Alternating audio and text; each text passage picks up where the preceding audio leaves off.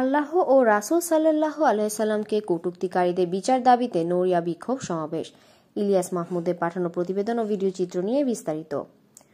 আল্লাহ ও রাসূল সাল্লাল্লাহু আলাইহি সাল্লামকে কটূক্তিকারী রাখাল রাহা ও হাসান গালিবের সর্বোচ্চ শাস্তি ও বিচারের দাবিতে শরীয়তপুরে নড়িয়ায় বিক্ষোভ মিছিল ও প্রতিবাদ সমাবেশ অনুষ্ঠিত হয়েছে।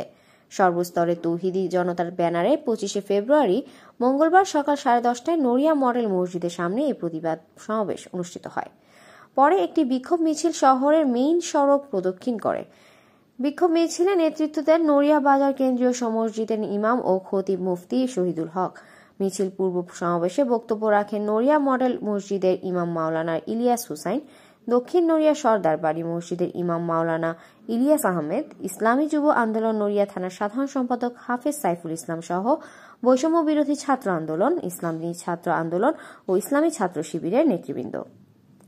সমাবেশে বক্তারা বলেন, আল্লাহ ও নবী রাসূলকে যারা কটূক্তি করবে তাদের ঠাঁই এই জামিনে হবে না। আমরা গোটা মুসলিম সম্প্রদায় শক্ত হাতে তাদের দমন করব ইনশাল্লাহ।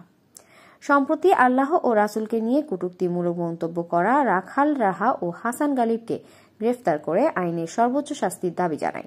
অন্যথায় আমরা কঠোর কর্মসূচিতে যাব। ইসলাম ধর্মের বিরুদ্ধে কটূক্তিকারীদের কঠোর শাস্তি দিতে হবে, যাতে ভবিষ্যতে কেউ এমন দুঃসাহস দেখানোর সাহস না পায়। ইসলাম ও নবী করিম সাল্লাল্লাহু আলাইহি সাল্লামের অবমাননা কখনোই বরদাস্ত করা হবে না। সমাবেশে অংশ নেওয়া ধর্মপ্রাণ মুসলমানরা ধর্ম অবমাননার বিরুদ্ধে কঠোর আইন প্রণয়নের দাবি জানিয়ে অবিলম্বে অন্তর্বর্তীকালীন সরকারকে সংসদে এ বিষয়ে আইন পাশ এবং দ্রুত অভিযুক্তদের গ্রেফতার ও সর্বোচ্চ শাস্তির দাবি জানান।